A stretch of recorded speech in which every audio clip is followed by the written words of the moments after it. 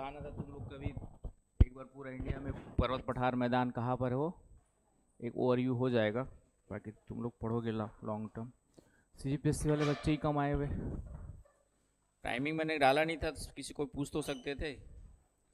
CGPSC वाले group में timing नहीं डाला था मैंने, सिर्फ मैराथन क्लास से बोला था, तो एक आध कोई कष्ट करके पूछ लेते कि सर टाइमिंग क्या होगी। हैं किससे पूछे थे? तो मैसेज करके मुझसे पूछ, जब मैंने शेड्यूल मैंने डाला था। हाँ? तो एक बार मैसेज करके कि सर हाँ टाइमिंग नहीं डाला है आपने, कौन सी टाइमिंग रहेगी। थोड़ा सा कष्ट कर लिया करो भाई। क्या है ना कि कभी कभी क्या आदमी सोचता है डाल दिया, वो दिमाग से उधर जाती चीज़ें, कुछ कुछ बच्चे आए नहीं इस कारण से।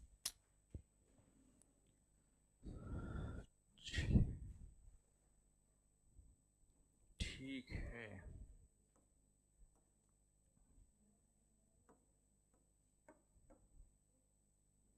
चलिए स्टार्ट करें। कुछ बच्चे तो आए नहीं अभी, उनको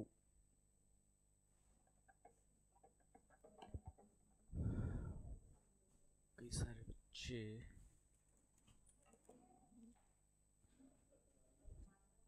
क्या हो गया? आपका नाम क्या है? ठीक।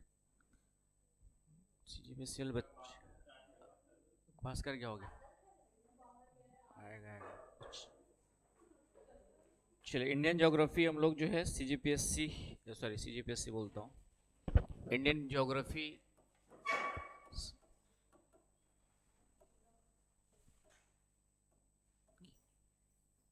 कि आज हम लोग जो है बेसिक जो फिजिकल ज्योग्राफी वाला, जैसे क्वेश्चंस जो आते हैं आपके जो है मुख्य रूप से जो सीजीपीएससी प्रीलिम्स को ध्यान में रखते हुए भी वो वाली क्लास रहेगी। और तो जो क्वेश्चंस आते जनरली देखेंगे, देखा है आप लोगों ने previous year question, Indian geography के क्वेश्चंस, तो वो बहुत ही बेसिक क्वेश्चंस रहते हैं, बहुत ऐसा नहीं कि डेप्थ में जाके पूछता है, लेकिन हमें चीज़ों को जानना ज़रूरी है थोड़ा सा। ठीक, तो उसमें जो फिजिकल ज्योग्राफी से ज़्यादा क्वेश्चंस आते हैं, है ना। हम जानते हैं कि ज्योग्राफी के दो पार्ट्स होते हैं, एक फिजिकल ज्योग्राफी होता है, एक आपका क्या होता है, फिजिकल ज्योग्राफी होता है, और दूसरा होता है आपका जो है फिजिकल का मतलब भौतिक भूगोल,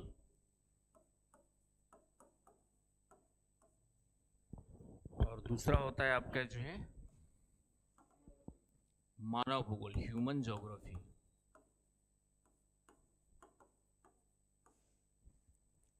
दूसरा होता है आपका जो है ह्यूमन ज्योग्राफी, राइट। तो भौतिक भूगोल में हम लोग क्या पढ़ते हैं, जितने भी भौतिक मतलब प्राकृतिक चीज़ों को पढ़ते हैं। किसको पढ़ते हैं आपके जो है भौतिक मतलब नेचुरल, फिजिकल का मतलब होता है आपका जो है नेचुरल चीज़ों को पढ़ते हैं इसके अंतर्गत, है ना। नेचुरल में क्या आएगा आपका, जितने भी माउंटेन्स है, पर्वत, है ना, माउंटेन्स हो गए आपके, पठार, प्लेटोस हो गए आपके जो है ना, पर्वत पठार। इसके अलावा आपका प्लेन्स, मैदान, प्लेन्स हो गए आपके जो है, राइट। इसके अलावा फिजिकल में और आएगा आपका पर्वत पठार मैदान, उसके बाद कुछ झीलें, लेक्स के बारे में, उसके अलावा वाटरफॉल्स, जलप्रपात,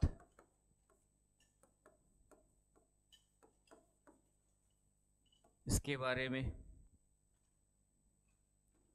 राइट। इसके अलावा वाटरफॉल्स के अलावा आपका जो है कुछ चीज़ें जो हम लोग पढ़ेंगे, भारत की जलवायु, क्लाइमेट के बारे में, क्लाइमेट के बारे में।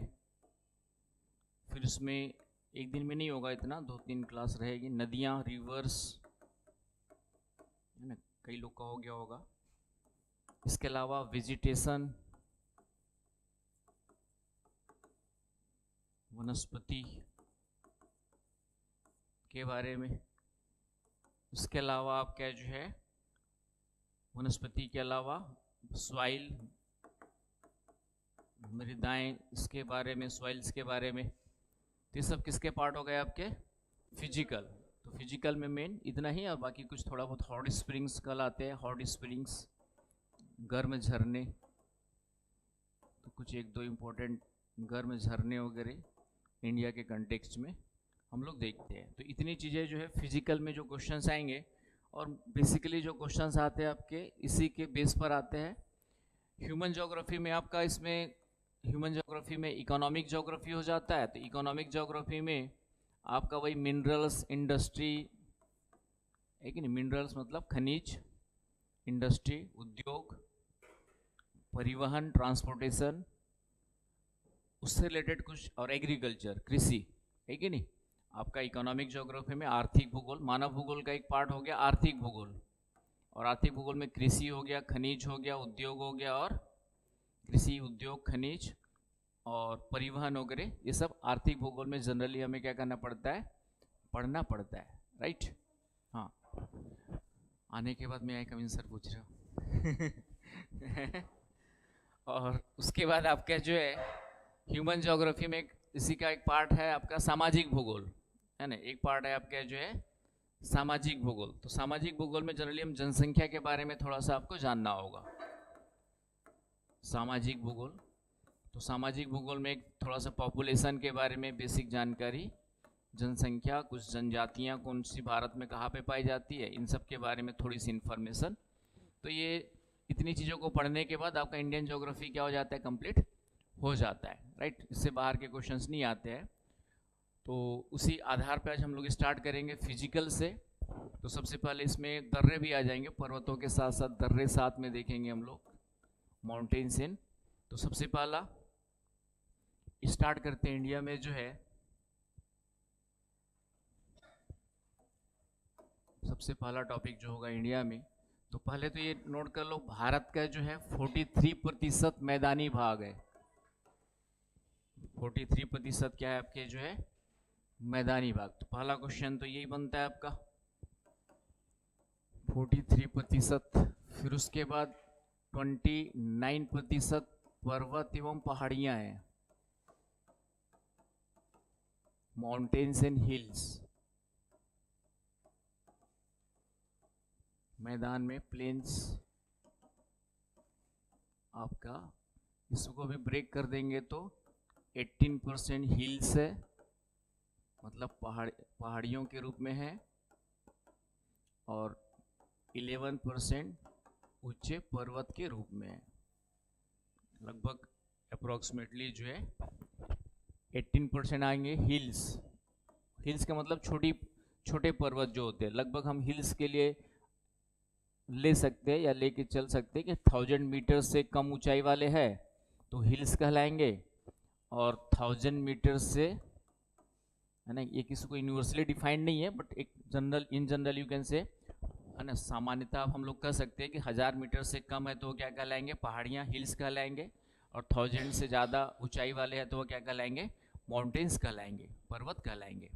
तो इस 29% में भी 18% आपका हिल्स वगैरह मिलेंगे, कम मतलब कम ऊंचाई वाले पर्वत मिलेंगे, लेकिन 11% है जो थोड़ा ठीक ठाक ऊंचाई वाले माउंटेन्स के रूप में मिलेंगे। तो ये डेटा। और लास्ट है आपका 28% प्लेटोस है हमारे इंडिया के, पूरे भारत के क्षेत्रफल का 28% क्या है, पठार है। आ रही बात समझ में? पहला क्या, प्लेन्स, 43% प्लेन, ठीक है, 43% आपका प्लेन है। तो इंडिया का जोग्राफिकल रीजन, भौगोलिक क्षेत्रफल कितना है, पूरा इंडिया का जो है जोग्राफिकल रीजन कितना है, भौगोलिक क्षेत्रफल कितना है, जोग्राफिकल एरिया ऑफ इंडिया,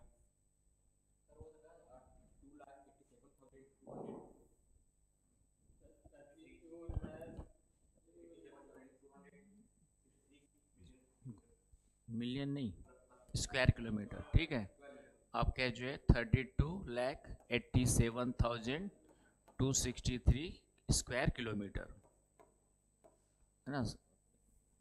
ये भारत का कुल क्षेत्रफल है, जोग्राफिकल एरिया ऑफ इंडिया है, जो पूरे वर्ल्ड का 2.4% है। पूरे वर्ल्ड का कितना प्रतिशत है आपका, 2.4% ऑफ वर्ल्ड, राइट। तो इस पूरे जोग्राफिकल एरिया का 43% क्या है, हमारा मैदानी भाग है, प्लेन एरिया है। आ रही बात समझ में? तो क्वेश्चन यहाँ पे पहला क्वेश्चन क्या बनता है आपका, पहला क्वेश्चन यहाँ पे बनता है आपका ऑब्जेक्टिव में, प्रीलिम्स में, कि भारत में सबसे ज़्यादा विस्तृत क्षेत्र कौन सा है। 4 ऑप्शन दे देगा, प्लेन, पर्वत, पहाड़ी, मैदान, पठार, ये सब दे देगा आपका जो है। तो आंसर क्या होगा आपका, प्लेन। भारत के पूरे भारत की बात करें तो सबसे ज़्यादा हमारा जो है 43% प्लेन के रूप में, समतल मैदान के रूप में। आ रही बात समझ में? और बाकी जो है ये डेटा भी याद रखना है, ये भी क्वेश्चन आ जाते हैं, कितना परसेंट भारत का जो है पर्वत और पहाड़ी है, कितना परसेंट भारत का पठारी भाग के रूप में विस्तृत है। तो ये क्वेश्चंस भी आपका पूछ देता है। तो सबसे पहली शुरुआत यही से करना है आपको, जो याद ये रखना है पहला काम। अब हम लोग आते हैं भारत में पर्वत एवं दर्रे साथ साथ पढ़ेंगे, क्योंकि दर्रे जो मिलते हैं, पासेस जो मिलते हैं, वह कहाँ पे मिलते हैं, पर्वतों में ही मिलते हैं। Mountains and passes, mountains and passes.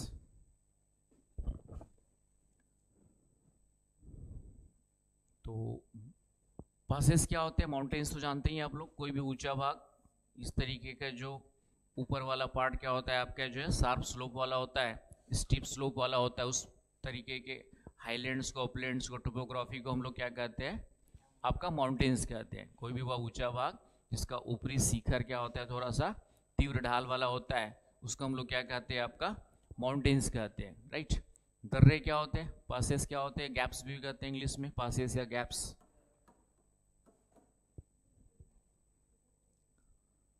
क्या होते हैं पासेस? तो पासेस जो होते हैं आपके जो है, वह पर्वतों के बीचों में, पर्वत के अंदर या पर्वतों के क्षेत्र में कुछ आपके जो है ऐसे क्षेत्र होते हैं जिसका यूज हम लोग किस कंटेक्स्ट में करते हैं, आने जाने के मार्ग के रूप में करते हैं। आपके जो पासेस होते हैं वह क्या होते हैं, आपके ऐसे निम्न भाग होते हैं, निचले भाग होते हैं, ऐसे क्षेत्र होते हैं जहाँ से आपका क्या होता है, पूरा पर्वत को क्रॉस करके जैसे आपको जाना है, हर माउंटेन्स में पासेस मिले जरूरी नहीं है ना, हर माउंटेन्स में पासेस हो जरूरी नहीं है, लेकिन कुछ माउंटेन्स में ऐसे क्षेत्र होते हैं जहाँ से फिर हम ऊपर चढ़ के इधर उतरेंगे तो पॉसिबल नहीं है, ऊंचाई पे डिपेंड करेगा। तो कुछ ऐसे क्षेत्र होते हैं जहाँ से हम आने जाने के मार्ग के रूप में क्या करते हैं, यूज करते हैं, तो उनको हम लोग क्या करते हैं, पासेस कहते हैं, गैप्स कहते हैं, दर्रे कहते हैं, हिंदी में दर्रे। और इसको इस तरीके से रिप्रेजेंट करते हैं। इसके लिए जो इंडिकेशन यूज किया जाता है, संकेत यूज किया जाता है, वह क्या है आपका जो है, तो पर्वत क्या, दर्रे क्या हो गए, आपके पर्वतों में स्थित आपके जो है आने जाने के मार्ग के रूप में यूज किए जाते हैं, है ना।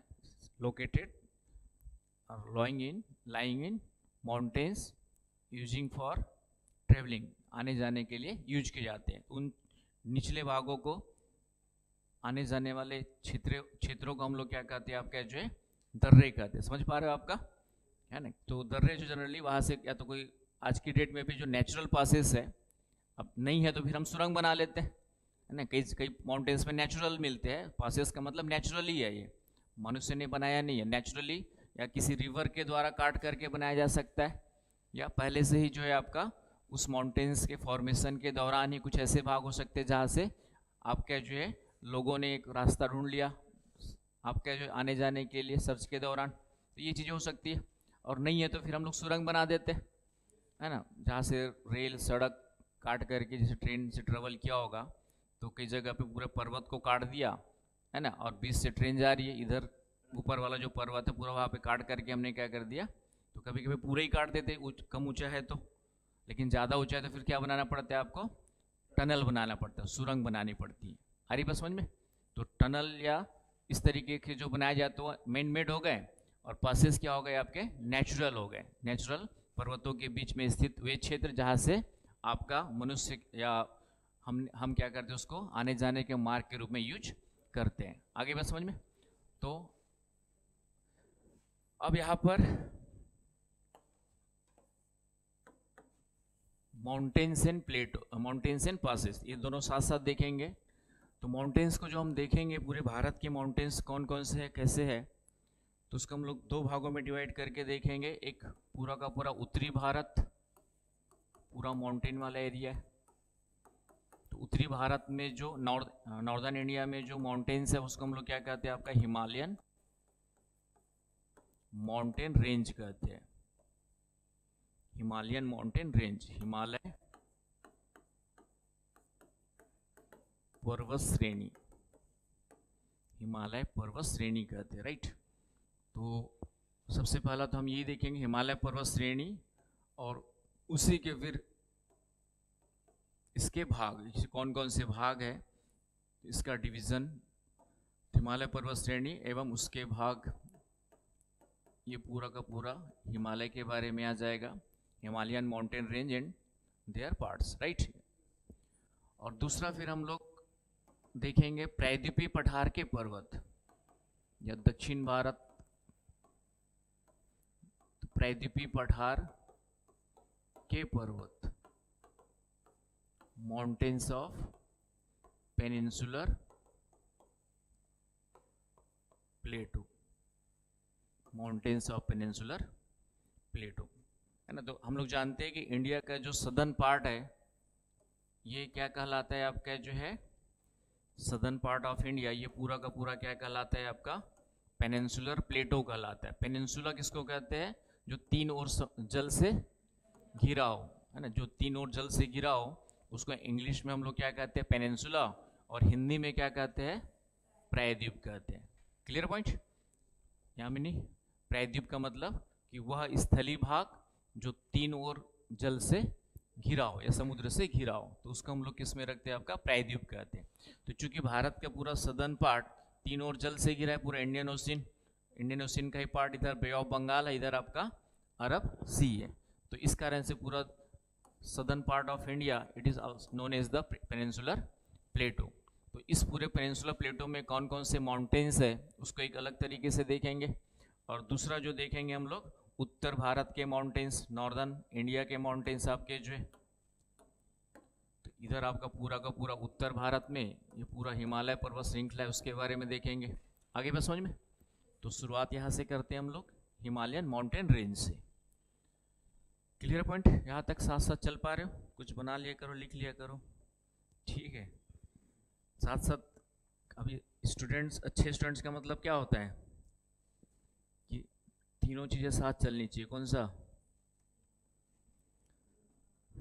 ठीक है, आँख देखने का काम करेगी, माइंड उसको रिसीव करने का काम करेगा, और कान, चार चीज़ें साथ चलनी चाहिए। कान आपका सुनने का काम करेगा, और हाथ आपका क्या करेगा, लिखने का काम करेगा। तो ये चार चीज़ें साथ साथ चलनी चाहिए, ठीक है। लेकिन तुम्हारा शायद दिमाग ही चल रहा होगा, बाकी चीज़ें तो लिखा नहीं तुमने। चलिए, यू लॉस्ट। अब आते हैं हम लोग, सबसे पहले स्टार्ट करते हैं हिमालय पर्वत श्रृंखला के बारे में, हिमालयन माउंटेन के बारे में। तो हिमालय को हम लोग क्या कहते हैं, हिमालय पर्वत श्रृंखला कहते हैं, हिमालय पर्वत श्रृंखला, हिमालयन माउंटेन रेंज या सीरीज, हालांकि इसमें भी थोड़ा डिफरेंस है लेकिन मैं उसमें नहीं जा रहा अभी। हम लोग क्या कहते हैं, हिमालयन माउंटेन रेंज कहते हैं, राइट। तो रेंज का मतलब क्या होता है कि हिमालय कोई एक ही पर्वत नहीं है ना, कई सारे हिमालय की जो श्रृंखला, हिमालय में कई सारे पर्वतों की एक सीरीज है। उस सीरीज को हम लोग क्या कहते हैं, सीरीज में होने के कारण से इसको क्या कहते हैं हम लोग, हिमालय माउंटेन रेंज कहते हैं। आ रही बात समझ में। तो सबसे पहले हिमालय के बारे में कुछ जानकारी याद रखना है, प्रीलिम्स में ऑब्जेक्टिव क्वेश्चंस क्या आएंगे उसके अकॉर्डिंग, प्रीलिम्स में ऑब्जेक्टिव क्वेश्चन क्या आएंगे उसके अकॉर्डिंग जो है आपका। तो सबसे पहला याद रखना है कि हिमालय एक नवीन वलित पर्वत है, new folded mountain, new folded, Himalaya is an new folded mountain. नवीन वलित पर्वत श्रृंखला का मतलब, नवीन का मतलब है कि जिसका निर्माण आज भी चल रहा है, राइट। और जितने भी नवीन जहाँ पे भी आएगा नवीन वलित पर्वत, नवीन पर्वत, तो उसका मतलब है इनका निर्माण टर्सरी युग, टर्सरी इंग्लिश वर्ड है, हिंदी में तृतीयक कहते हैं, तो तृतीयक युग में हुआ है। सबसे पहला पॉइंट तो याद रखना कि हिमालय का निर्माण समय पूछेगा, बाकी अलग अलग हिमालय अलग से पढ़ेंगे, लेकिन पहला क्वेश्चन यही बनता है कि हिमालय एक नवीन वलित पर्वत है, और नवीन का मतलब इसका निर्माण तृतीयक युग में हुआ है, तृतीयक युग में प्रारंभ हुआ और आज भी इसका निर्माण चल रहा है, स्टिल इन फॉर्मेशन प्रोसेस। आ रही बस समझ में? तो ऐसे पर्वतों के इसलिए वहाँ पर भूकंप वगैरह आते रहते हैं। दूसरा क्वेश्चन ये भी पूछता है कि कैसे प्रूफ होता है, या हमारे पास वो कौन से प्रमाण है जिससे आप ये कह सकते हो कि हिमालय का उत्थान अभी भी हो रहा है। हिमालय अभी भी क्या हो रहा है ना, उत्थान का मतलब अपलिफ्टमेंट, अभी भी ऊपर उठ रहा है ना। क्वेश्चन क्या बनेगा कि हम वे कौन से एविडेंसेस है जिसके आधार पर ये कह सकते हैं आप कि हिमालय अभी भी ऊपर उठ रहा है। तो वो एविडेंसेस क्या होंगे, है ना। आज भी वहाँ पर भूकंप आते हैं, जब अचानक से झटके से ऊपर उठता है हिमालय, तो उसके कारण से वहाँ पर क्या होते रहते, भूकंप आते रहते हैं। आ रही बात समझ में? तो ये उसका प्रूफ है। तो भूकंप का आना एक प्रूफ हो गया आपका, जो भूकंप की उत्पत्ति, अकरेंस ऑफ अर्थक्वेक। आ रही बात समझ में कि भूकंपों का आना क्या है आपका, जो है एक संकेत है। नदियों के मार्ग में परिवर्तन, हिमालय क्षेत्र में कभी कभी आपका जो है, या नदियों के मार्ग में परिवर्तन, ये भी कहीं ना कहीं एक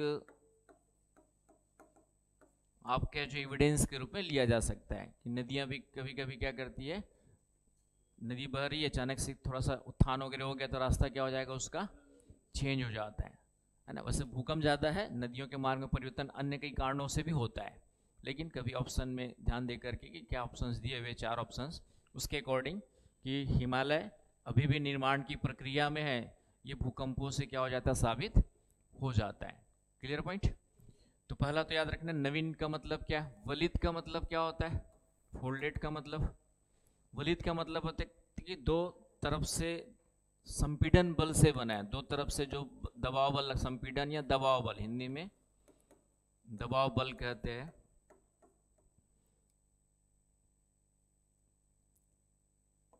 आपका जो है कॉम्प्रेशनल फोर्स, कॉम्प्रेशनल फोर्स से आपका जो है, कॉम्प्रेशनल फोर्स का मतलब क्या होता है कि दो तरफ से दबाव लगता है। जैसे ये है आपका, इसको हम यदि दो तरफ से दबाएंगे तो ये इस तरीके से क्या हो रहा है, ये मान लेते हैं ये मलबा है, सेडिमेंट्स है, कंकड़ पत्थर मलबा पूरा डिपॉजिटेड है।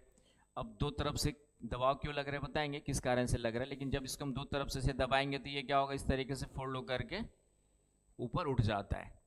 तो इसी तरह से हिमालय का क्या हुआ है, निर्माण हुआ है, दबाव बल। तो क्वेश्चन आएगा कि हिमालय का निर्माण किस बल या किस प्रकार के बल के कारण हुआ है, तो इसका आंसर क्या होगा, कॉम्प्रेशनल फोर्स। जैसे ऑप्शन एक तो ये दे देगा, दूसरा दे सकता है तनाव बल, टेंशनल या स्ट्रेस फोर्स, है ना, टेंशनल फोर्स ये भी दे सकता है, और सी डी कुछ और ऑप्शन हो सकते हैं।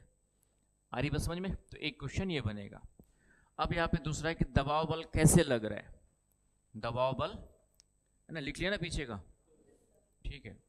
थोड़ा सा फास्ट क्लास है तो दिमाग और कलम सब साथ चलाना पड़ेगा, मैंने कहा ना 3 घंटे आज या फिर 2 दिन में, मतलब इंडियन ज्योग्राफी का जितना आप लोग के सिलेबस में है सीजीपीएससी के, लगभग कितने घंटे में जाना चाहिए, 3 दूनी 6 3 9, 10 घंटे के अंदर में आपका पूरा सिलेबस प्रीलिम्स के अकॉर्डिंग मतलब मैं कवर करा दूंगा, ठीक है।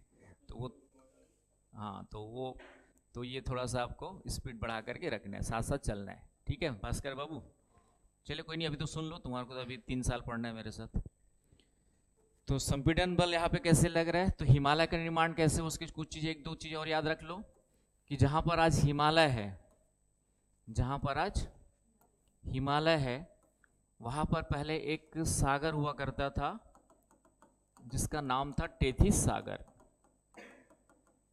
उसका नाम क्या था आपका जो है, टेथिस सागर।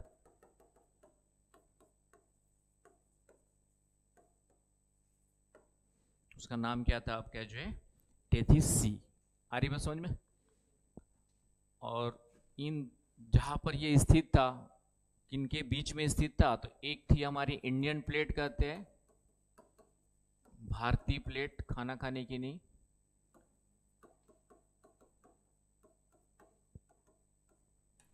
और एक इधर वाली जो चीज है वो उसको कहते हैं यूरेशियन प्लेट।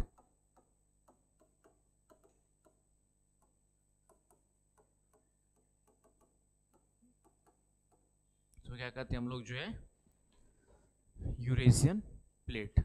आ रही बात समझ में? तो पहला क्वेश्चन क्या बनेगा यहाँ पे आपका हिमालय को लेकर के, कि हिमालय का निर्माण किस सागर के मलबों के वलन से हुआ। ये क्वेश्चन आपका बन सकता है। हिमालय का निर्माण किस सागर के मलबों के वलन से हुआ, है ना, folding of the sediments of Tethys sea, है ना, Tethys sea, folding of the sediments of Tethys sea. तो कभी क्वेश्चन ये आ सकता है कि हिमालय जो बना है वह किस सागर के मलबों के वलन से बना है, उस सागर का नाम क्या था। तो ये टेथिस सी याद रखना है। दूसरा पूछेगा कि संपीड़न बल की उत्पत्ति कैसे हुई, है ना। मैंने कहा कि दो तरफ से बल लग रहा है, तो उस दो तरफ से लगने वाले बल को हम लोग क्या कहते हैं, संपीड़न बल कहते हैं, कॉम्प्रेशनल फोर्स कहते हैं। आप क्या जो है क्या कहते हैं हम लोग उसको, कॉम्प्रेशनल फोर्स कहते हैं। तो दो तरफ से बल कहां से लगा, तो ये दो प्लेटों के टकराने से लगा। प्लेट क्या होती है उसको बताता हूं थोड़ा सा, कि दो प्लेटों के टकराने से हुआ, है ना। क्वेश्चन दूसरा बनेगा कि किन दो प्लेटों के टकराव से हिमालय का निर्माण हुआ। किन दो प्लेटों के टकराव से हिमालय का निर्माण हुआ। आ रही बात समझ में? तो उसका आंसर क्या होगा, भारतीय प्लेट और यूरेशियन प्लेट। दोनों प्लेटों का नाम याद रखना है। कभी क्वेश्चन आ सकता है कि हिमालय का निर्माण किन दो प्लेटों के टकराव से हुआ। आ रही बात समझ में? अब यहाँ पे थोड़ा सा प्लेट के बारे में, तो प्लेट के बारे में कैसे जानोगे, ये पूरी पृथ्वी हो गई हमारी। तो पृथ्वी के जब नीचे जाएंगे हम तो है कहाँ पर, हम तो ऊपर में, यहाँ पर हम लोग सब कहाँ पर है, पृथ्वी के सरफेस पे, सतह पर डांस कर रहे है कि नहीं। लेकिन अंदर जब गड्ढा खोदते हैं आप, ठीक है, पानी मिलता है, ठीक है, पानी भी मिलता है ना। तो ऊपर पानी कहाँ मिलता है, पानी जो है ऊपर की जो हमारी परत है, ऊपर की जो हमारी परत है,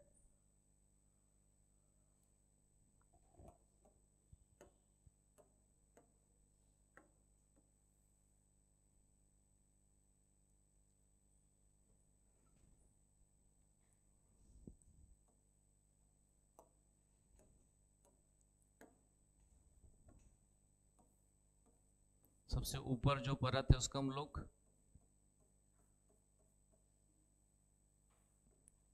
ये ऊपरी जो परत है इसको क्रस्ट कहते हैं हम लोग। इसको हम लोग क्या कहते हैं,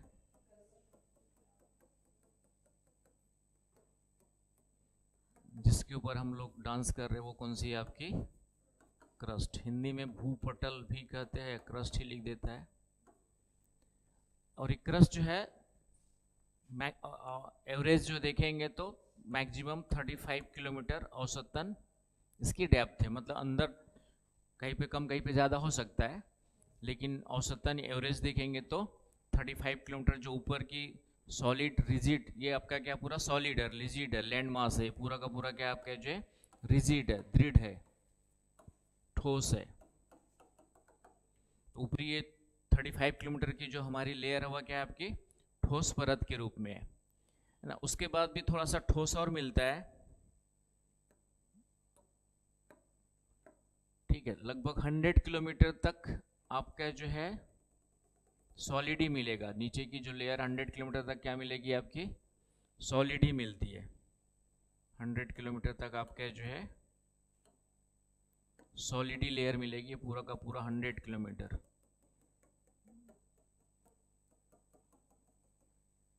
ठीक है, अभी आएंगे इसमें। ये लाल कलर वाला कौन सा किलोमीटर हो गया आपका, एवरेज 100 है ना, एवरेज की बात कर रहे हैं। और लेकिन ये क्रस्ट के बाद जो मैंने लाल कलर बनाया हुआ है वो आपका मिलेगा 2900 किलोमीटर तक। कहाँ तक मिलेगा आपका, ये 2900 किलोमीटर तक। तो ये वाला जो भाग है ये मेंटल कहलाता है। 35 से लेकर के पूरा का पूरा जो रेड कलर बनाया हुआ है, 35 किलोमीटर से लेकर के 2900 किलोमीटर वाला भाग क्या कहलाता है, मेंटल। और इस मेंटल का ऊपर का 35 से 100 किलोमीटर वाला भाग सॉलिड है। ये क्या है आपका, सॉलिड है, रिजिड है, ठोस है। लेकिन बाकी जो है 100 से आपका नीचे जाएंगे तो ये थोड़ा सा मैग्मा के समान है। ये किस प्रकार से आपका जो है मैग्मा के रूप में, ये पूरा का पूरा तरल, आंशिक तरल कहते हैं आपके जो है, जिसको हम लोग एस्थनोस्फीयर और उसके नीचे की भाग आते हैं, मतलब तरल के रूप में मैग्मा। जैसे वॉल्केनो इरप्शन होता है ना, मैग्मा तो कहाँ से निकलता है, तो यही से निकलता है। तो कहने का मतलब ये ऊपर का जो 100 किलोमीटर वाला सॉलिड वाला भाग है, इसको हम लोग सामान्य शब्दों में कहते हैं लिथोस्फीयर, स्थल मंडल कहते हैं। स्थल मंडल मतलब आप गड्ढा खोदोगे तो 100 किलोमीटर तक, हाँ ना, बीच में कहीं पानी मिलेगा। 100 किलोमीटर से ज़्यादा जाओगे तो फिर पानी नहीं मिलेगा, फिर मैग्मा मिलेगा। ठीक है, फिर क्या मिलेगा आपका, मैग्मा। लेकिन 100 किलोमीटर तक गड्ढा अभी तक नहीं खोदा गया है। अभी तक हमने जो मैक्सिमम ड्रिल भी किया है तो 12-15 किलोमीटर तक ही किया हुआ है, राइट। मैक्सिमम ड्रिल भी किया तो कितना किया है, 12-15 किलोमीटर, राइट। तो उससे ज़्यादा ड्रिल अभी तक पॉसिबल नहीं हो पाया। तो ये जो ऊपर का जो 100 किलोमीटर वाला भाग है ना, जिसको मैं अभी ब्लू कलर कर देता हूँ, पूरा का पूरा, ये पूरा का पूरा सॉलिड है। ये पूरा का पूरा क्या है आपका जो है, सॉलिड है। और इसे हम लोग क्या कहते हैं, लिथोस्फीयर कहते हैं। आगे बात समझ में। लेकिन ये जो लिथोस्फीयर है पूरा एक ही आपस में जुड़ा हुआ नहीं है, ये कई जगह पे टूट गया है, टूट करके अलग अलग डायरेक्शंस में मूव कर रहा है। ये कई जगह पे क्या हो गया है, टूट गया है और अलग अलग डायरेक्शंस में मूव कर रहा है। कहने का मतलब ये मान ले एक यहाँ से टूटा हुआ, एक यहाँ से टूटा, तो सात बड़े भागों में टूटा हुआ है, जिसको हम लोग प्लेट कहते हैं। तो इस तरीके से अलग अलग जगह पे क्या है आपका जो टूटा हुआ है, ब्रोकन है। आ रही बात समझ में। तो इसी को हम लोग क्या कहते हैं, प्लेट कहते हैं। और ये अलग अलग डायरेक्शन से मूव कर रहा है, कोई इधर जा रहा है, कोई इधर जा रहा है ना, कोई इधर आ रहा है। तो ये अलग अलग डायरेक्शंस में प्लेट्स क्या हो रही है आपके, तो स्थल मंडल ही जो है कई भागों में क्या है आपका, टूट करके प्रवाहशील है। इसका क्या हो रहा है, प्रवाह हो रहा है आपका, इसका मूवमेंट हो रहा है, मूविंग टू डिफरेंट डायरेक्शन। तो इसको हम लोग क्या कहते हैं, आपका प्लेट कहते हैं। आगे बस समझ में, आपका प्लेट कहते हैं। क्यों टूटा, क्यों मूव कर रहा, तो सिर्फ नीचे के मैग्मा के फ्लो के कारण से है ना। क्यों टूटा, कैसे टूटा, तो ये इसका सीधा कारण है, जो मैग्मा है कहीं पे इधर फ्लो कर रहा है, कभी इधर फ्लो कर रहा है, तो इसके कारण से मैग्मा क्या कर देता है, तोड़ देता है। जैसे इधर फ्लो कर रहा है तो यहाँ से ये क्या हो जाएगा, टूट जाएगा, इधर चलने लगेगा, इधर चलने लगेगा। तो ये मैग्मा के फ्लो के कारण से सब कुछ आपका जो है हो रहा है। आ रही बात समझ में। तो ऐसे देखेंगे तो इस तरीके से पूरा वर्ल्ड जो है 7 बड़ी प्लेटों में डिवाइडेड है। पूरा वर्ल्ड जो है 7 बड़ी प्लेटों में क्या है, डिवाइडेड है। ये आपका साउथ अमेरिका है, ये आपका नॉर्थ अमेरिका,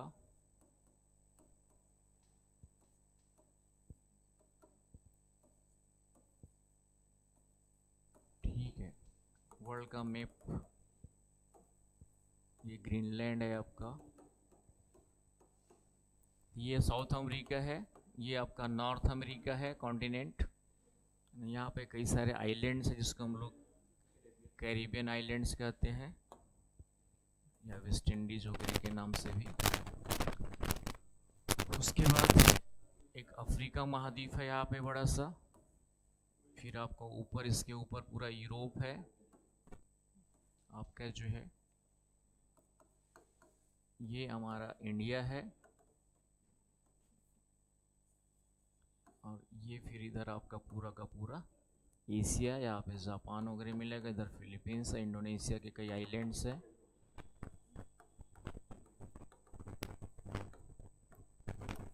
तो लगभग ये हमारा पूरे वर्ल्ड का क्या है, मैप है। न्यूजीलैंड, ये न्यूजीलैंड है, लास्ट में न्यूजीलैंड है, और सबसे साउथ में यहाँ पर कौन सा है आपका, अंटार्कटिका। आ रही बात समझ में? तो साउथ अमेरिका, नॉर्थ अमेरिका, ये हो गया आपका अफ्रीका, ये हो गया आपका यूरोप, राइट। इधर वाला हो गया आपका एशिया, ये हो गया आपका ऑस्ट्रेलिया, और ये उसी के पार्ट में, और ये अंटार्कटिका। तो 7 हमारे महाद्वीप है, 7 कॉन्टिनेंट्स हमारे जो है। आ रही बात समझ में? तो ये पूरा वर्ल्ड का मैप है। तो इसी वर्ल्ड में जो पूरा वर्ल्ड है 7 प्लेट्स में डिवाइडेड है ना। जैसे ये नॉर्थ अमेरिका और इसके आसपास का जो भाग है, मोटा मोटी ले लो, तो नॉर्थ अमेरिका और इसके आसपास का एक ये अलग प्लेट के रूप में इधर की ओर मूव कर रहा है ना। ये पूरा का पूरा साउथ अमेरिका ये इधर की ओर अलग मूव कर रहा है। इसके अलावा छोटी प्लेट्स भी है जो इंडिपेंडेंट रूप से मूव कर रही है। तो नॉर्थ अमेरिका साउथ इधर की मूव कर रहा है। अफ्रीका अफ्रीकन प्लेट है, ये पूरा का पूरा, ये अफ्रीका इधर की ओर मूव कर रहा है। यूरोप और एशिया ये पूरा एक साथ एक ही प्लेट के रूप में जो है, सॉरी एक ही प्लेट के रूप में ये पूरा भारत की ओर मूव कर रहे हैं। तो यहाँ पर हिमालय बनाएंगे, तो ये पूरा का पूरा जो है लगभग इस तरीके से ये एक प्लेट के रूप में मान लो। तो ये यूरेशिया प्लेट हो गई, पूरा का पूरा क्या हो गया, ये यूरेशियन प्लेट हो गई आपकी, लगभग ये वाली भाग, तो ये यूरेशियन प्लेट हो गई। और इंडिया और ये ऑस्ट्रेलिया ये पूरा का पूरा एक प्लेट के रूप में इस तरीके से एग्जिस्ट करती है अभी जो है। आ रही बस समझ में? तो ये इस तरीके से मूव कर रहा है, और यूरेशियन प्लेट ये इधर की और इस तरीके से मूव कर रही है। अभी इसके लिए इतना। तो इस तरीके से पूरा जो हमारी पृथ्वी है वह 7 बड़ी प्लेटों में टूटी हुई है। कौन सी 7 बड़ी हो गई आपकी? एक बाकी जो है पूरा पैसिफिक ओशियन है, प्रशांत महासागर है, सबसे बड़ी प्लेट प्रशांत प्लेट है। तो सबसे बड़ी प्लेट कौन सी हो गई? पैसिफिक प्लेट हो गई, राइट।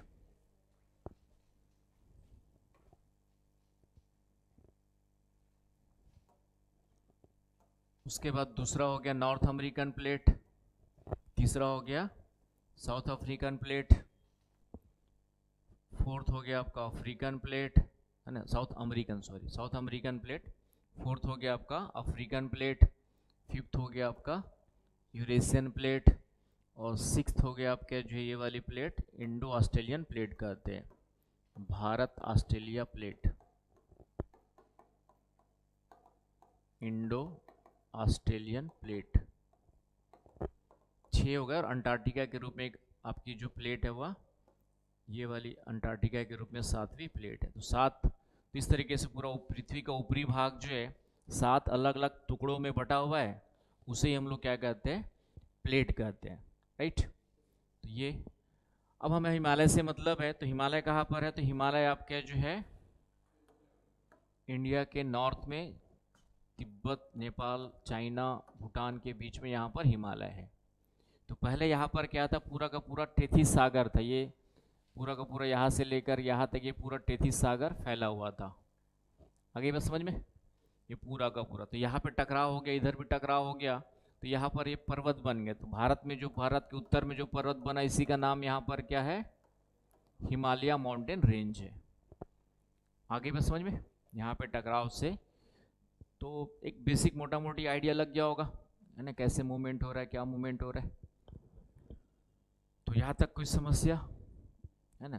क्वेश्चन सिर्फ इतना ही आएगा कि हिमालय का निर्माण कैसे हुआ, या किन प्लेटों के टकराव से हुआ? तो दो प्लेटों का नाम याद रखना है, यूरेशियन और भारत ऑस्ट्रेलियन, या इसको भारतीय प्लेट ही बोल देते हैं, भारत ऑस्ट्रेलियन प्लेट या भारतीय इंडियन प्लेट के टकराने से हुआ। आगे बस समझ में।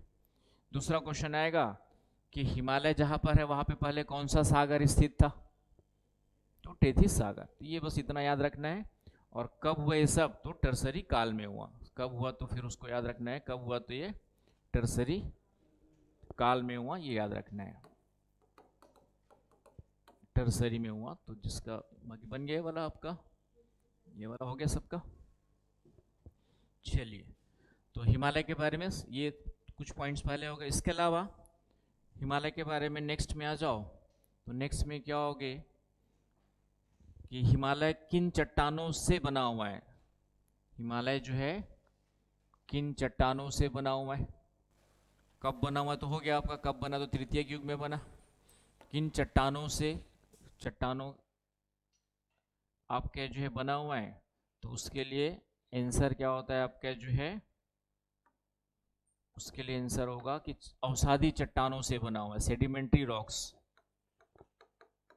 अवसादी या परतदार चट्टाने कहते हैं हम लोग, सॉरी, अवसादी या परतदार चट्टाने कहते हैं। तो अवसादी, सेडिमेंट्री रॉक्स या स्ट्रेटा रॉक, परतदार चट्टानी। तो दोनों वर्ड याद रखना है।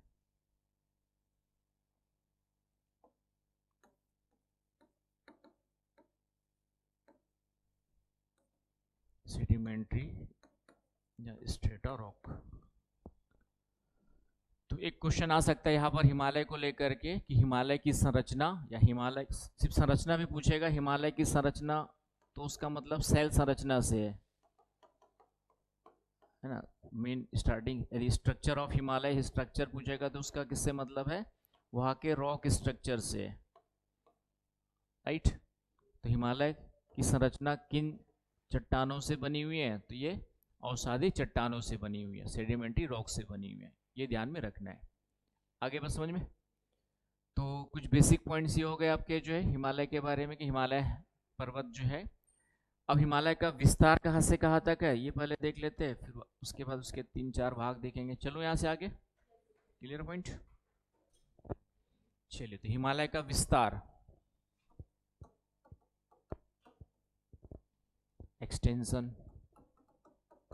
Extension of Himalaya.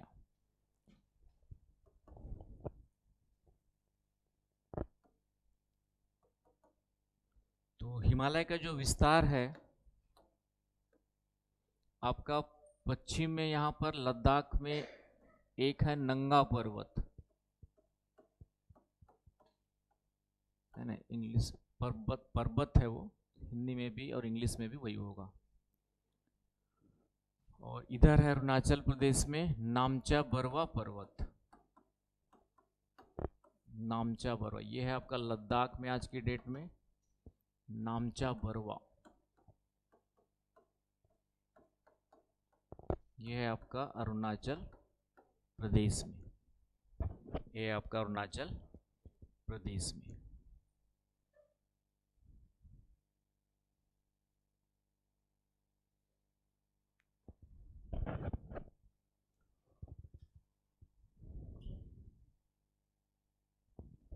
चले, तो ये पश्चिम में नंगा पर्वत से लेकर के पूर्व में इस तरीके से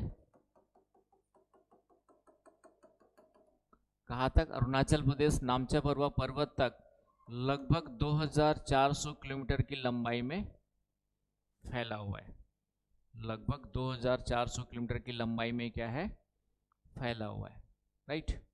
तो अप्रोक्स लंबाई है ना, डेटा कई जगह पे गूगल या अदर बुक्स में अलग अलग हो सकता है, किसी ने फीता टेप लेके नहीं नापा है, तो एक अनुमान है कि आपका कई जगह 2500 भी लिखा होगा, 2500 कुछ बुक्स या एनसीईआरटी वगैरह में जो है।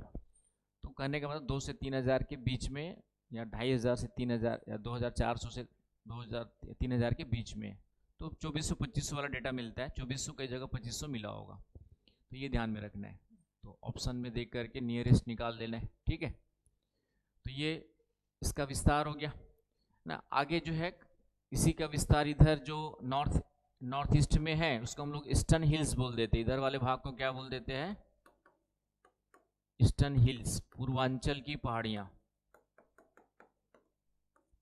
तो पूर्वांचल की पहाड़ियां का मतलब हो गया जो नॉर्थ ईस्ट में है।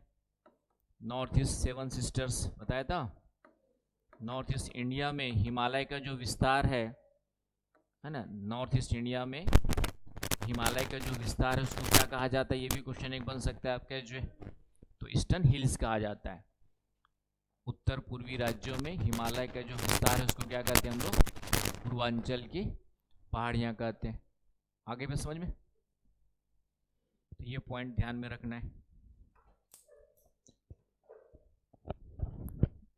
तो यहां तक कोई डाउट, कोई समस्या? चलिए, ये तो हो गया आपका विस्तार। औसतन ऊंचाई वगैरह एवरेज 6000 मीटर औसतन ऊंचाई।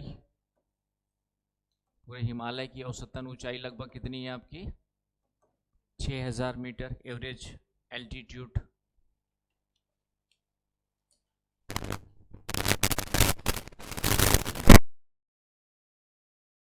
ऊंचाई कौन सी पूरे वर्ल्ड में सबसे ज्यादा है? तो माउंट एवरेस्ट। ये लेकिन नेपाल में। माउंट एवरेस्ट कहाँ पर है? इसको सागर माथा भी कहते हैं। सागर माथा नेपाल में कहते हैं जनरली इसको। हाँ, तो नेपाल में है आपका, और नेपाल में इसको सागर माथा कहते हैं। माउंट एवरेस्ट है ना, also known as Sagar Matha in Nepal. It is the highest peak of world ना, हाईएस्ट पीक ऑफ वर्ल्ड। और इसकी जो हाइट है 8850 मीटर आज की डेट में एटलस में मिलेगा। ठीक है,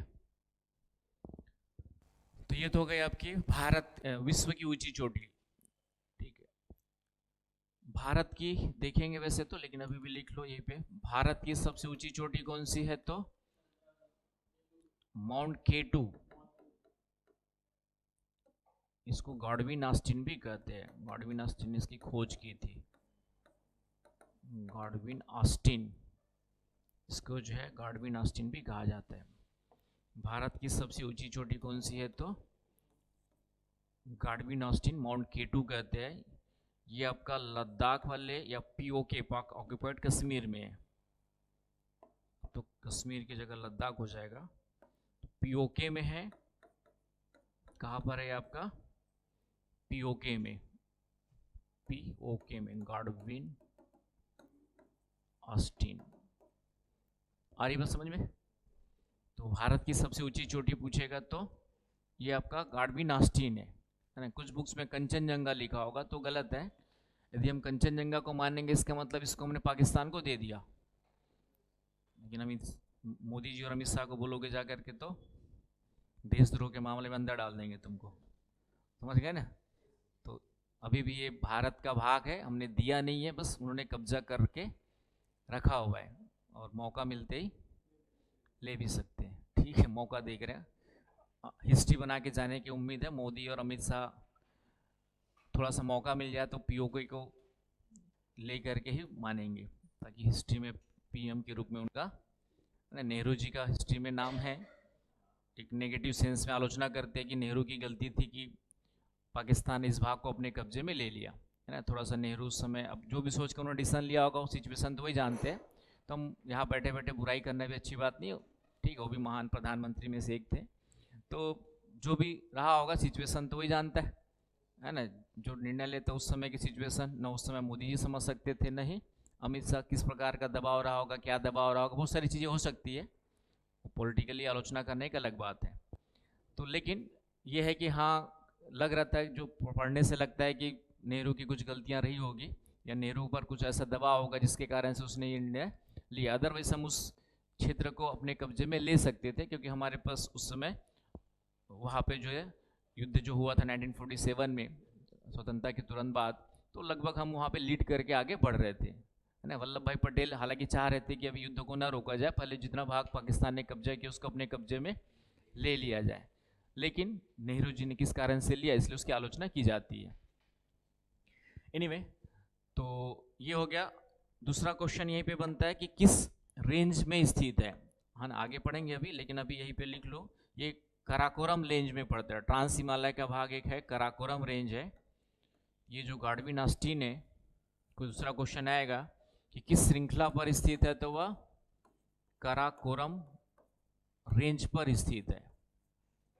और कराकोरम रेंज अभी पढ़ेंगे, ट्रांस हिमालय करके पढ़ेंगे, उसका भाग है ट्रांस हिमालय। तो ये भी ध्यान रखना, भारत की सबसे ऊंची चोटी किस पर्वत श्रेणी का भाग है, ये क्वेश्चन आता है, किस पर्वत श्रेणी का भाग है। तो उसका आंसर क्या होगा, कराकोरम श्रेणी। आ रही बात समझ में। तो आगे पढ़ेंगे कि भारत की जो लद्दाख में सबसे नॉर्थ में जो हमारी रेंज है, उसका नाम ही है कराकोरम। यहाँ पे जो है सबसे नॉर्थ में ये जो रेंज आएगी यहाँ पे, इसका नाम है कराकोरम। और इसी कराकोरम में यहाँ पर आपका जो मिलेगा, भारत के अंदर ही है, यहाँ पर यह है माउंट K2। माउंट K2 आ रही बस समझ में। तो ये थोड़ा सा दिमाग में अभी डाल के रख लीजिए, बाकी आगे और पढ़ेंगे। तो ऊंचाई औसतन हम लोग लेके चलते 6000 मीटर के आसपास हिमालय की, है ना, औसतन है। उससे मैंने कहा एवरेज की ऊंचाई तो आप देख ही रहे हो, आपका 8850 है, बट ये एवरेज कभी आ जाए कि हिमालय की औसतन ऊंचाई कितनी है ना, average height of Himalaya, then it is answer is 6000 metre. ठीक है। चौड़ाई कितनी है, तो चौड़ाई आपका जो है, इसकी जो चौड़ाई मिलेगी, विड्थ मिलेगी, वह 100 किलोमीटर से लेके 500 किलोमीटर मैक्सिमम, मतलब 100 से 500 किलोमीटर के लगभग बीच मिलेगी, इन बिटवीन 100 to 500 किलोमीटर आपका जो है चौड़ाई है ना। तुम क्लास में बैठे रहते तो खो गई और जाते हैं, माइंड फोकस करो, कंसंट्रेट करो, कुछ दिन तक तब इसी पे काम करो, समझ गए भास्कर बाबू। कहाँ खो जाते हो, शारीरिक रूप से आओ, लेकिन मानसिक रूप से कहीं और चले जाते हो। चलो कोई बात नहीं, अभी तुम्हारे पास टाइम है, 12वीं, अभी अपने आप को धीरे धीरे इम्प्रूव करना है। एनीवे, तो ये हो गया आपका बेसिक जानकारी किसके बारे में, हिमालय का विस्तार, हिमालय की लंबाई चौड़ाई कितनी है इसके बारे में, सबसे ऊंची चोटी कौन सी इसके बारे में, ये बेसिक जानकारी हो गई। अब ये जो हिमालय है,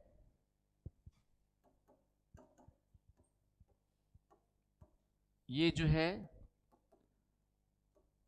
4 समानांतर पर्वत श्रेणियों का समूह है।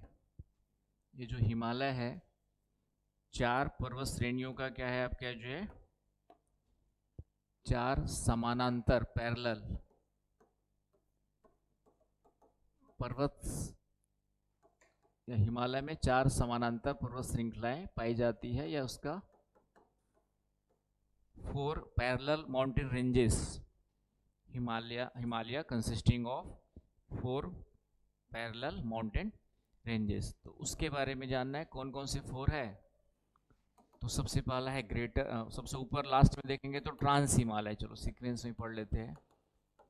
ट्रांस हिमालय सबसे नॉर्थ मोस्ट कौन सा है आपका जो है, ट्रांस हिमालय, हिंदी में पार हिमालय कभी कभी ट्रांसलेट कर देता है। ये सबसे नॉर्थ में है, नॉर्थ मोस्ट, सबसे उत्तरतम।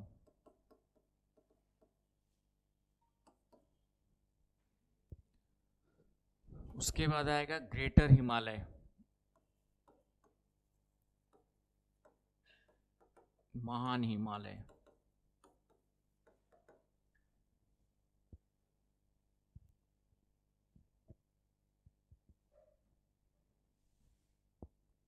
उसके बाद आएगा आपका लघु हिमालय, लेजर हिमालय, लेजर, या इसको मिडिल हिमालय भी कहते हैं, मध्य हिमालय आपका जो है मिडिल हिमालय भी कहते हैं। ग्रेटर हिमालय को आपका हिमाद्री भी कहते हैं, हिमाद्री, हिमाद्री ग्रेटर हिमालय को।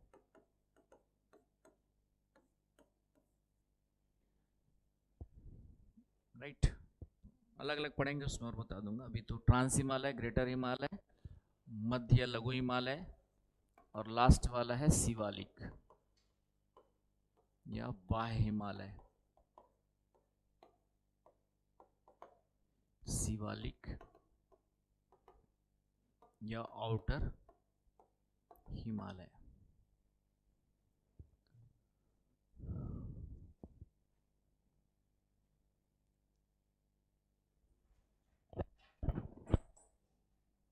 तो ये सबसे पहले जो है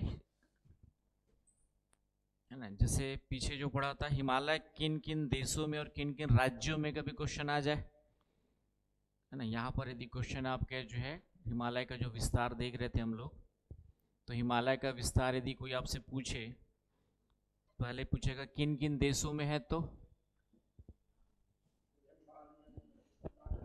नेपाल, भूटान और इंडिया, और थोड़ा सा तिब्बत वाला रीजन भी आता है। ट्रांस हिमालय तिब्बत में पड़ता है, तो हाँ चाइना वाले भाग में। तो कहाँ कहाँ पड़ेगा, इंडिया, भारत हो गया, है ना। भारत के बाद आपका थोड़ा सा चाइना वाले तिब्बत वाले रीजन में भी आएगा ट्रांस हिमालय के रूप में।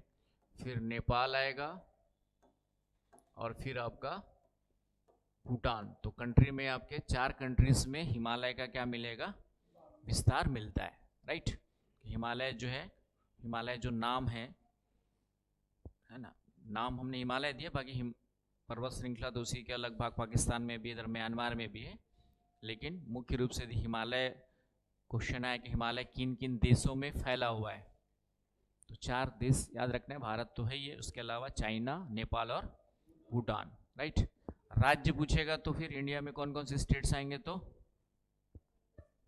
पहला तो लद्दाख आ गया, यूनियन टेरिटरी हो गया आज की डेट में। हाँ, जम्मू कश्मीर भी आ जाएगा, अभी देखेंगे, तो नोट कर लो यहाँ पे। पहला आ जाएगा लद्दाख, फिर यहाँ पे जम्मू एंड कश्मीर वाला भाग भी आ जाएगा। फिर उसके बाद कौन सा आएगा, हिमाचल प्रदेश आ जाएगा, उत्तराखंड आ जाएगा, राइट, उत्तराखंड आ जाएगा। इधर फिर सिक्किम आ जाएगा, है ना। फिर आपका अरुणाचल प्रदेश आ जाएगा मुख्य रूप से। और फिर नॉर्थ ईस्ट स्टेट्स में भी इसी का विस्तार बताया था, तो लगभग सभी राज्य 7 सिस्टर्स वाले राज्य भी हिमालय के विस्तार में आ जाएंगे। तो क्वेश्चन क्या पूछा हुआ है उसके अकॉर्डिंग आपको थोड़ा सा यहाँ पर आंसर वहाँ पे निकालना पड़ेगा। क्लियर है, तो यहाँ तक ये हो गया।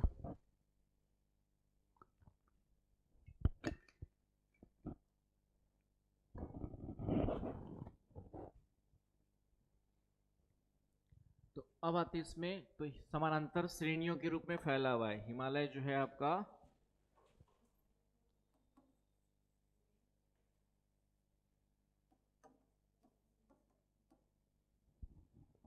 तो सबसे पहला है ट्रांस हिमालय, सबसे पहला है आपका जो है ट्रांस हिमालय। तो ये पूरा का पूरा ऊपर, सबसे ऊपर वाला जो पहला भाग है, जो इधर आपका चाइना में भी मिलेगा, ये कहलाता है ट्रांस हिमालय। उसके बाद उसके साउथ में जो है फिर से लद्दाख, हिमाचल प्रदेश, उत्तराखंड, नेपाल, सिक्किम, भूटान और अरुणाचल प्रदेश तक, ये क्या कहलाएगा आपका ग्रेटर हिमालय। उसके बाद नीचे आ जाओ, तो जम्मू कश्मीर से आपका जो है थोड़ा सा हिमाचल, फिर उत्तराखंड, फिर आपका फिर से नेपाल,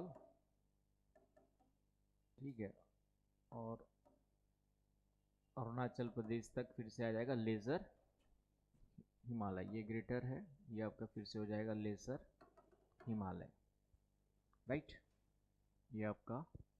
और लास्ट में है फिर आपका जो है शिवालिक, ये आपका पंजाब हरियाणा वाले, पंजाब वाले रीजन से, जम्मू कश्मीर पंजाब की बाउंड्री से लेकर के बहुत ही सबसे लास्ट में अरुणाचल प्रदेश में बहुत कम है, चिपक गया है, ये कहलाता है आपका शिवालिक या आउटर हिमालय। आ रही बस समझ में।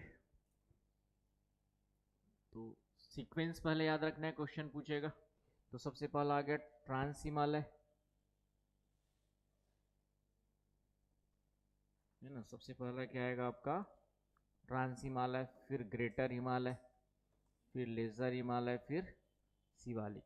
तो ये सीक्वेंस याद रखना है। सबसे पहले trans Himalaya, greater Himalaya, lesser Himalaya और फाइनली शिवालिक या आउटर हिमालय, बाह्य हिमालय।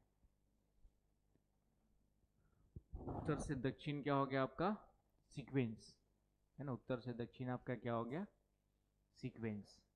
आ रही बात समझ में। पहला तो याद रखना। फिर ये जो हिमालय है, बीच बीच में ये घाटियां हैं, है ना। ये हो गया ट्रांस, फिर घाटी आ गई, फिर ट्रांस, फिर घाटी। तो इनके बीच में जो भ्रंश घाटियां हैं, इन सभी के बीच में क्या पाई जाती है आपकी, फॉल्ट वैलीज, भ्रंश घाटियां, फॉल्ट वैलीज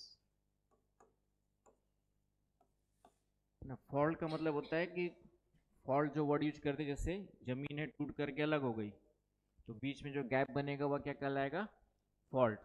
समझ रहे हो आप, फॉल्ट का मतलब वो गलती वाला फॉल्ट नहीं, स्पेलिंग वही है ठीक है, इट वॉज माई फॉल्ट, ठीक है।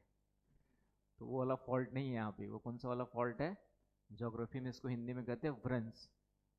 गैप वर्ड भी यूज, गैप मतलब गैप बनता है। तो कैसे फॉल्ट बनता है कि कहीं पे सोचो जमीन टूट गई, जमीन फट गई और टूट करके दो अपोजिट डायरेक्शंस में या सेम डायरेक्शन में भी क्या हो सकता है, कुछ अंदर कुछ बाहर करके वहाँ पे क्या बन जाएगा, है ना। जैसे भूकंप आते हैं तो जमीन क्या होती है, चटक जाती, क्रैक हो जाती, टूट के अलग हो जाती है।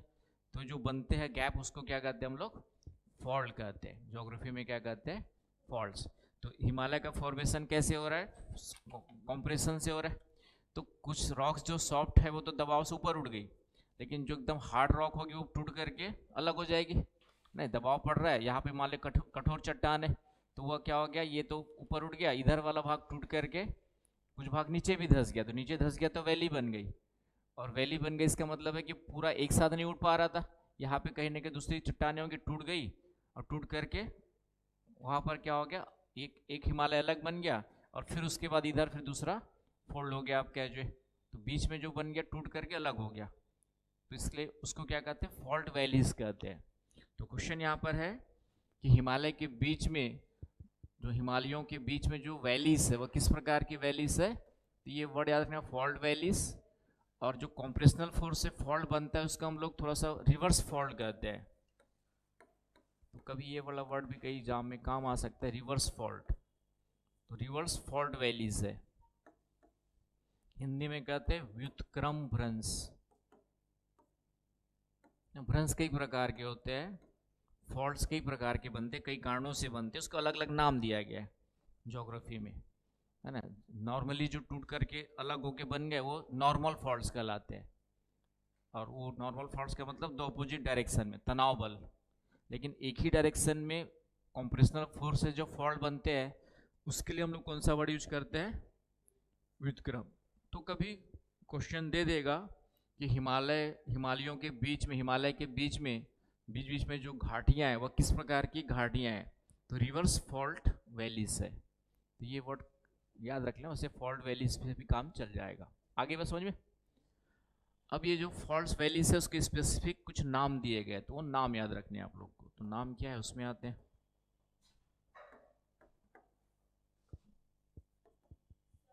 हाँ 2 मिनट रुक जा, दे रहा हूँ, ठीक है ना। वैसे साइकोलॉजिकली जो है एक बार फोकस की सीमा 40 मिनट्स, इसलिए हमारे स्कूल या कॉलेज में जो पीरियड्स जो होते थे वो कितने मिनट्स के होते थे। हाँ, तो उसके पीछे साइकोलॉजिकल साइंस यही है कि मनुष्य एक बार में 40 मिनट अच्छे से फोकस करके बैठ सकता है, समझ गए। मतलब एक एवरेज 10-15 मिनट बैठ जाए बहुत बड़ी बात है है ना भास्कर। अभी धीरे धीरे बढ़ाना पड़ता है, सबके साथ ऐसा नहीं है कि हम भी इस उम्र में थे तो वैसे ही थे, लेकिन धीरे धीरे बढ़ा सकते हैं उसको जितना बढ़ाना चाहे, लेकिन एवरेज देखा गया ह्यूमन बींग्स की जो कैपेसिटी है एक बार में पूरा फोकस होकर अच्छे से कॉन्सेंट्रेट होकर पढ़ने की क्षमता जो है 40 मिनट तक औसत निकाली गई है। किसी की कम ज़्यादा थोड़ा बहुत हो सकता है, लेकिन 40 मिनट इसी कारण से हमारे जितने भी आपके स्कूल और कॉलेज में पीरियड्स होते हैं वो 40 मिनट के ही होते हैं, ठीक है। तो इसीलिए, और बाकी भूख लग गई बात अलग है। तो 2 मिनट में छोड़ रहा हूँ, पहले ये वाला काम देख लेते हैं। मतलब छोड़ रहा हूँ का मतलब है ब्रेक दे देंगे, कोई इशू नहीं है। यहाँ तक क्लियर हो गया। तो इसके बीच में जो फॉल्ट है, पहला ट्रांस हिमालय और ग्रेटर हिमालय के बीच में, राइट। तो इसके बीच में जो फॉल्ट है इसका नाम हम लोग कहते हैं, शॉर्ट फॉर्म याद करने, ITSZ, Indus Tsangpo suture zone ना, फुल फॉर्म इसका है। तो इंग्लिश में ये है, हिंदी में कहते हैं सिंधु, हिंदी वाले इंग्लिश वर्ड भी लिख लेंगे, सांगपो सूचर क्षेत्र। नॉलेज ज्ञान जहाँ बढ़ाने का मौका मिले बढ़ाते रहो, नुकसान नहीं करेगा, फायदा ही करेगा, है ना। तुम लोग जो है ज्ञान के युग में रह रहे हो, एरा ऑफ नॉलेज में हो, तो जितना ज़्यादा ज्ञान होगा जीवन में तरक्की करने की संभावना उतनी ही ज़्यादा होगी। इंडस सांगपो सूचर जोन, सांगपो जो है, हाँ बहुत सारी चीज़ पहली बार ही सुनोगे अभी ठीक है अभी तो पढ़ना स्टार्ट किया हम लोग ना, पूरा सिलेबस 2 साल खत्म, 1.5 साल यूपीएससी का खत्म होते तक बहुत सारी चीज़ें आएंगी जो पहली बार ही सुने होंगे।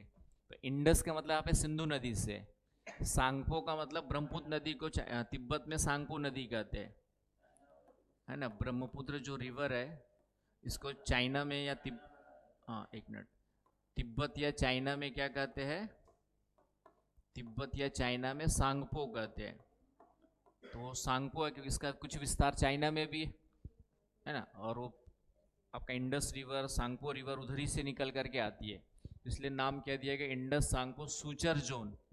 सूचर जोन इसलिए कि इसी क्षेत्र में दोनों प्लेटों का टकराव हो रहा है ना। मैंने कहा कि कौन कौन सी प्लेट टकरा रही है, एक यूरेशियन प्लेट और एक भारतीय प्लेट। ये दोनों प्लेटें यहाँ पे टकरा रही है, और टकरा करके भारतीय प्लेट इस तरीके से क्या हो गई है, इसके नीचे इस तरीके से चली गई है, या अभी भी जा रही है। तो इस कारण से जो पाइप के समान बन गया यहाँ पर, तो इसी प्रकार की यहाँ पे पाइप के समान जो गैप बना हुआ है, फॉल्ट बना हुआ है, उसको ही वर्ड यूज किया गया सूचर। सूचर मतलब एक पाइप के समान, इंग्लिश वर्ड जो होता है सूचर का मतलब एक पाइप नली के समान आपकी जो स्थिति वहाँ पे मिलती है, इसलिए इसके यहाँ पे कौन सा वर्ड यूज किया गया है, सूचर। आ रही बात समझ में। तो ये वाला, तो इधर बन गया कौन सा वाला हिमालय, इधर वाला ट्रांस हिमालय। अब इधर जो फोल्डिंग हो गई, इधर फोल्डिंग हुई, तो वो कौन सा बन गया आपका, ग्रेटर हिमालय। आ रही बात समझ में।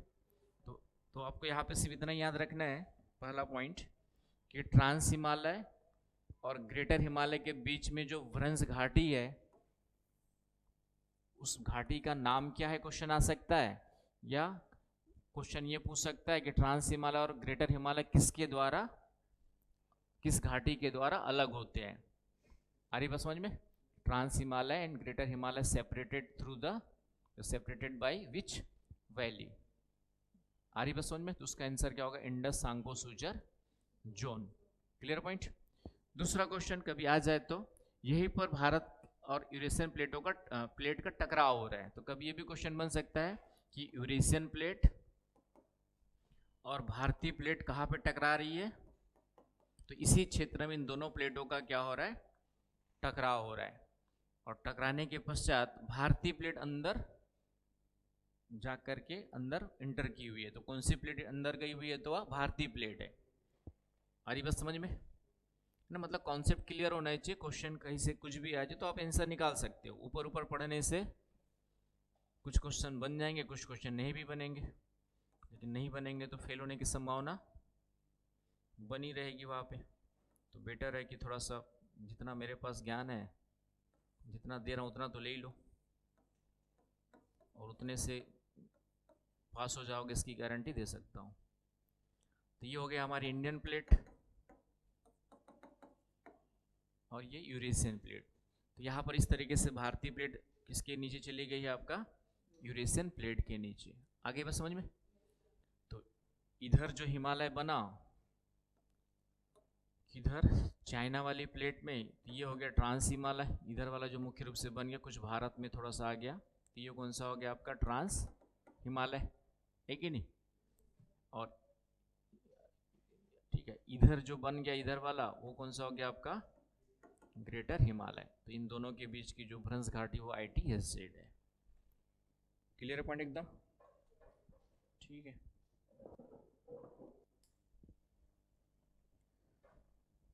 चले चलूं आगे। तो ये हो गया किसके किसके बीच में, ग्रेटर और ट्रांस के बीच में। उसी प्रकार आज जब आप ग्रेटर और लघु के बीच में कौन सी है, ग्रेटर एंड लेजर के बीच में कौन सी, उसमें आते हैं।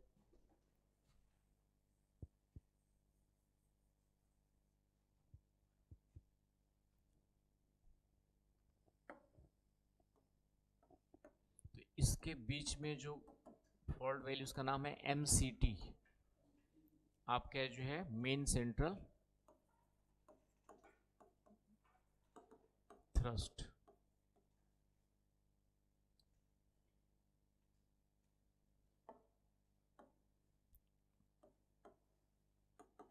Main central thrust, central Hindi में कहते हैं मुख्य केंद्रीय भ्रंश कहते हैं, मुख्य केंद्रीय भ्रंश।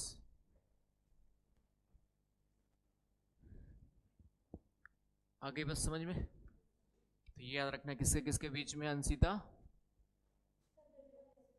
ठीक। उसी प्रकार लेजर और शिवालिक के बीच में यहां पर है, उसका नाम है MBT। क्या नाम है आपका, MBT, main boundary thrust. Central की जगह पे आ जाएगा आपका जो है बाउंड्री थ्रस्ट, यहाँ पे सेंट्रल की जगह पे क्या आ जाएगा बाउंड्री, बाकी सेम रहेगा। केंद्रीय की जगह आ जाएगा सीमा भ्रंश, सीमा भ्रंश, समझ जाओगे। तो main boundary thrust MBT short form में, ये याद रखना है। आगे बस समझ में। तो ये कभी क्वेश्चंस आ सकते हैं कि किस किस हिमालय के बीच में कौन कौन सी भ्रंश घाटियां हैं। तो ये भ्रंश घाटियों के नाम याद रखने हैं। आ रही बस समझ में, ये भ्रंश घाटियों के नाम याद रखने हैं।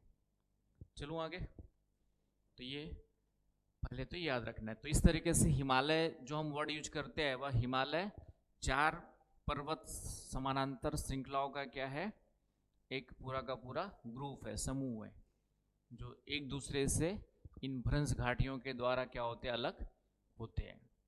यहाँ तक बिल्कुल क्लियर है।